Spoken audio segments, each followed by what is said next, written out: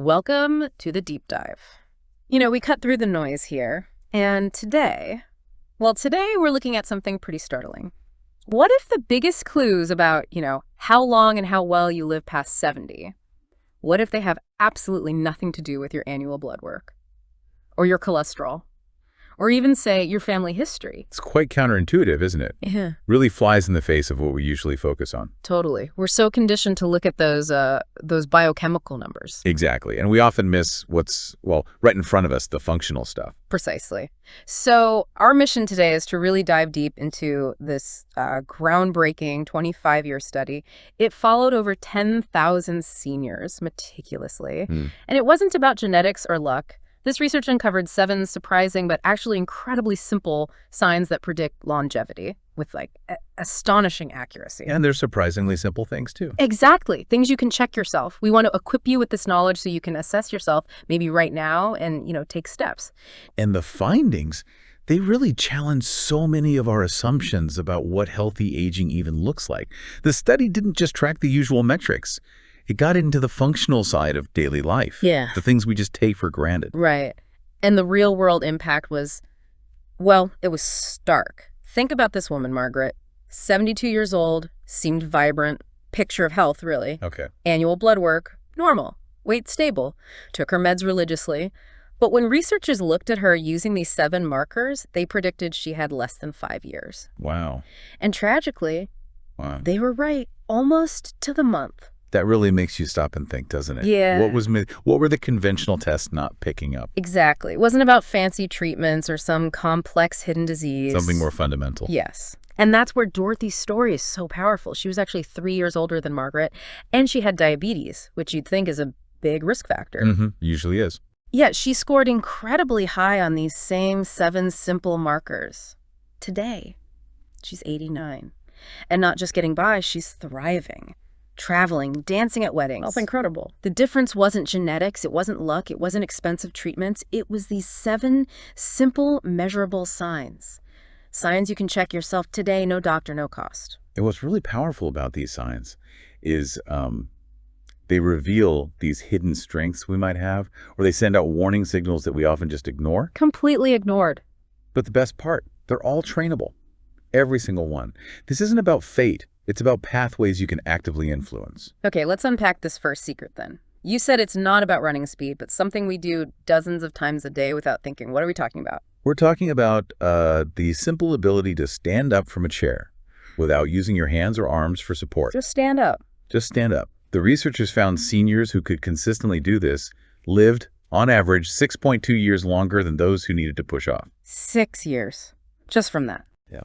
And its power as a predictor, it comes from its integrated nature. It's not just testing, leg strength. Yeah. It's testing your core muscles, the stability in your hips and knees, and your nervous system's ability to coordinate this whole complex movement Right. fast. Right. When those systems start to lag, it signals a kind of broad functional decline, often way before a blood test shows anything. That makes so much sense. It's like a whole symphony of systems if one part's off. Exactly. So think about it listening now. When was the last time you stood up from your armchair without grabbing the arms? If you're already doing that unconsciously, reaching for support, that's a little warning signal. A subtle one, easily missed. But here's the hope. It's not about being some super athlete. It's functional mobility. And it's really improvable. Remember Dorothy? She does what she calls chair dancing. Every morning, she just stands up and sits down 10 times, listening to Frank Sinatra. Simple as that. I love that. And that simple routine has kept her chair rising ability strong, stronger than people half her age. And that just perfectly shows the power of consistent low-impact movement, doesn't it? It maintains that crucial strength and coordination. It really challenges the idea that only intense gym workouts count. Small actions add up. Okay, brace yourself for this next one. It happens every night, and it might just be the most important predictor of whether you'll see your 85th birthday. What is it? We're diving into sleep. Specifically, sleep continuity. So, how many times you wake up during the night, and maybe even more importantly, how long it takes you to get back to sleep. Okay, continuity, not just hours. Not just hours. That's the key insight. This study found sleep continuity was more predictive of longevity than BMI, exercise habits, even smoking history. which is pretty amazing. That is amazing. And the real twist, the thing that surprised even the researchers, wasn't the total hours, but the depth and the uninterrupted nature of the sleep cycles. Fragmented sleep, constantly being jolted awake. Yeah. That was shown to increase mortality risk by a staggering 40% compared to people who slept right through. 40%. Wow, that's huge. It's a sign your body just isn't getting those deep restorative cycles it needs for cellular repair. And think about it. How many of us just accept waking up multiple times? Oh, that's just part of getting older. Right. It's normalized. There was Robert, 74, retired engineer. He definitely thought that. Waking up 4 or 5 times a night, tossing and turning, just accepted it. Mm-hmm. But then he learned how fragmented sleep was basically accelerating his aging at a cellular level. So he made some simple tweaks. Nothing drastic. No. Like timing when he drank fluids in the evening, adjusting his room temperature just 3 degrees, and doing a simple 2-minute breathing exercise before bed. And the results? Well, within 6 weeks, his energy just soared. His memory got sharper. And based on these markers, his predicted lifespan actually increased by over 8 years. 8 years from those simple changes. Yeah. No pills, no gadgets, just mindful adjustments, letting his body get that deep, uninterrupted rest. That's incredibly powerful. Shows what's possible. Okay, sign number 3. This one's hiding in plain sight every time you, say, walk down the street. But apparently, 90% of seniors miss its significance. We're talking about walking speed. Walking speed, but not like rushing for a bus speed. No. Your normal, comfortable pace. The speed you walk at without really thinking about it. Okay, so why is that so important? Well, it raises a good question. Why is walking speed such a powerful predictor? Researchers actually nicknamed it the 6th vital sign. The 6th vital sign, like temperature, pulse. Exactly, because it's like this comprehensive, real-time check on your whole physical system. It reflects coordination, balance, cardiovascular fitness, even cognitive function. It's all working together when you walk. Didn't think of it that way. Yeah, and the study found seniors walking faster than 1 meter per second, that's about 2.2 miles per hour, pretty leisurely stroll. Really, they have a 90% chance of living to 85. 90%. But conversely, those slower than 0.6 meters per second, which feels like you're barely moving their chances, drop to less than 19%. Wow, that's a huge difference. It is. Its predictive power comes from being this kind of holistic snapshot of your systemic health. Okay, I can see how hearing that might make some listeners feel a bit anxious, but don't panic. No, absolutely not, because there's hope. Totally. Take Helen, 81. She was apparently devastated when she realized her comfortable pace put her in that high-risk category. So she started what she called power puttering, just doing her daily chores around the house, but consciously a bit faster, sweeping the floor quicker, walking to the mailbox with more purpose. Power puttering, I like it. Right. Within 3 months, her walking speed improved by 30%. Her confidence shot up, her balance got better, and she got back to hiking, which she loved. It's about building that momentum. And Helen's story just nails it, doesn't it? Simple, consistent effort built into your day can lead to really significant physiological gains. No gym membership required. It's about optimizing what you already do. So true. Okay, moving on. What about the brain? This 4th sign happens during every conversation you have. And it could be your body's most important early warning system for longevity and quality of life. We're talking about processing speed. Specifically, how quickly you understand and respond to questions in just a normal conversation. So, not memory exactly, but speed. Exactly. What's fascinating here is its predictive power. In this study, it often outperformed traditional cognitive tests or memory checks. It's not just about recalling facts. It shows how efficiently your brain's neural networks are firing under real-life conditions. Okay. So if conversations start to feel effortful, if you find yourself needing people to repeat things more often, or you catch yourself saying, "What?" even though you actually heard the words, your brain might be sending a signal, a subtle one, but significant. It indicates a slight decline in the brain's ability to quickly integrate and react, which is core to cognitive vitality, and often an early sign of broader brain health issues down the line. Right, not just normal aging them. Not necessarily, no. But the good news, again, is that processing speed is incredibly responsive to targeted mental exercise. Like brain games. Exactly. Think of Martha, 79, a retired teacher. She noticed she was struggling to keep up in her book club discussions. Thought maybe it was her hearing. But then she started doing daily crossword puzzles, played some online word games for maybe 15 minutes each morning, and crucially, had these rapid-fire chats with her grandkids. Ah, the grandkids test. Right.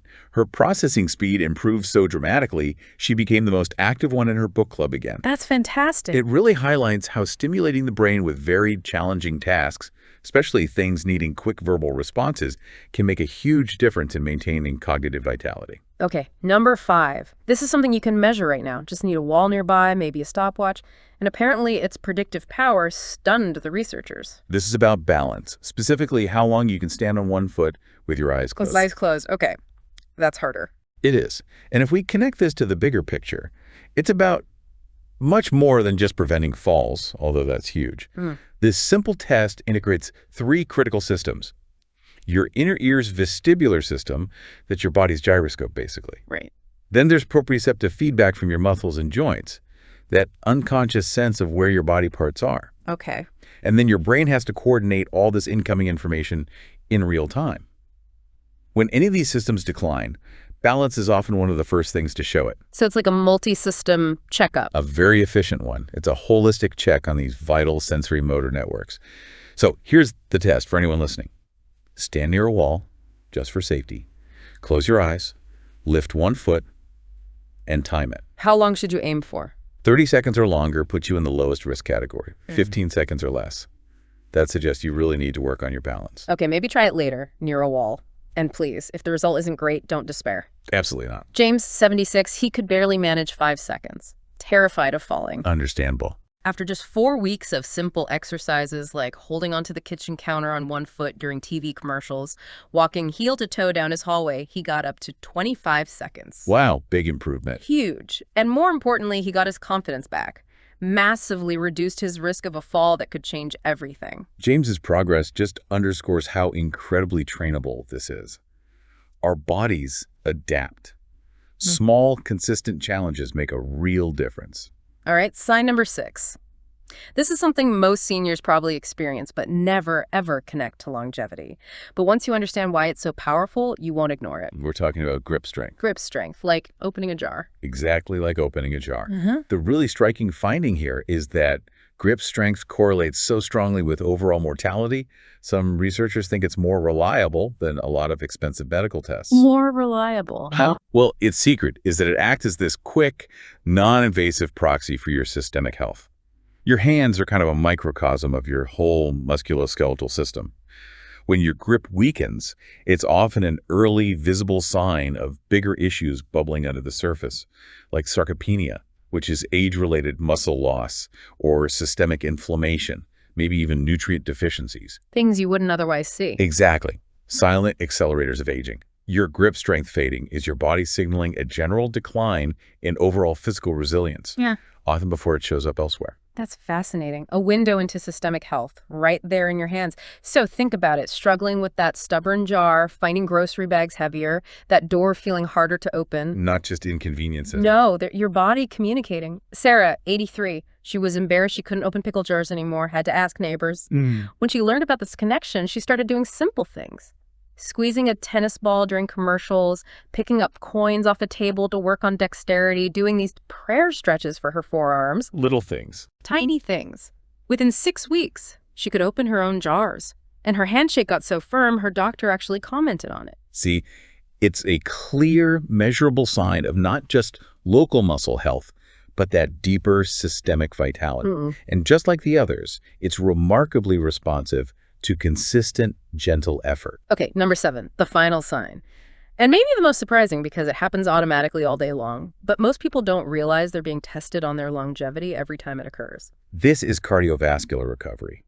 How fast your heart rate returns to its baseline after even mild stress, like climbing a single flight of stairs. So not your resting heart rate, but how fast it recovers. Precisely. The big significance here is it's not about how your body performs under normal resting conditions that matters most for this marker. It's how quickly and efficiently you bounce back from even mild exertion. This reflects the health of your cardiovascular system, sure, but also the efficiency of your cellular metabolism and your overall resilience to stress. It was, in fact, the single most predictive factor for mortality risk in seniors over 70 in this entire study. The single most predictive. Wow. Yeah. A slow recovery suggests the system is under more strain than it seems, less able to adapt to just everyday demands. Okay, so how can people check this themselves? It's pretty simple. Walk up a flight of stairs, comfortable but steady pace, then sit down. And just notice how many minutes it takes for your breathing to feel completely normal again, and for your heart to stop feeling like it's beating faster than usual. And what's the benchmark? If that recovery takes longer than, say, 5 minutes, or if you feel really winded for a long time after just routine activity, that's your body sending a warning signal about its underlying resilience. Got it. Edward, 78. He was apparently breathless for nearly 10 minutes after just one flight of stairs. That's a long recovery. Yeah. So he started his own little stair training program. Super gradual. He'd do 3 steps, rest, then 3 more. Slowly increased it over weeks. Building tolerance. Exactly. He improved so much he was recovering within 2 minutes.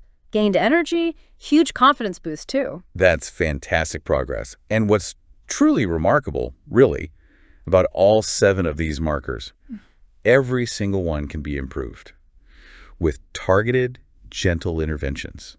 You don't need expensive equipment or some dramatic life overhaul. Right. The longest living seniors in the study, they weren't necessarily the ones with the best scores initially. They were the ones who took consistent, small actions. Consistency's key. Absolutely. And improvements in one area, they often create this positive spillover into others. It all connects. Okay, let's bring this all together. What does this mean for you listening right now? These aren't just predictors you passively observe. They are incredibly powerful tools.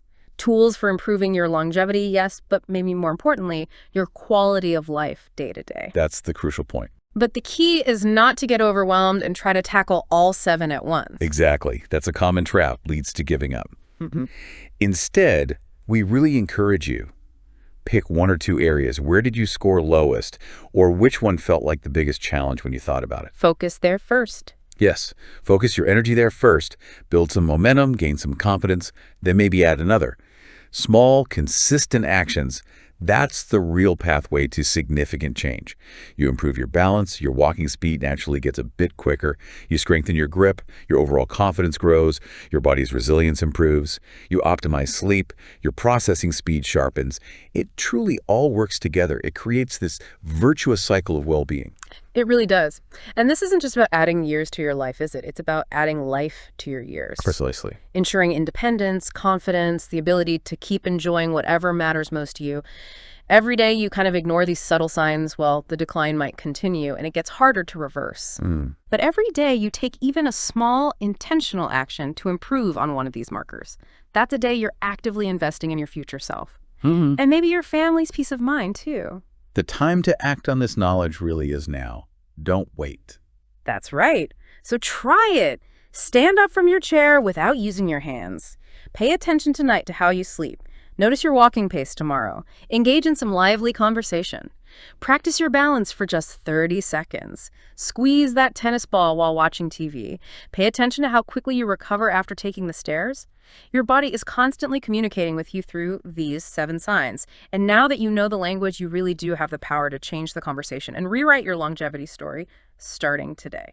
So the final thought is, what signal will you listen to first?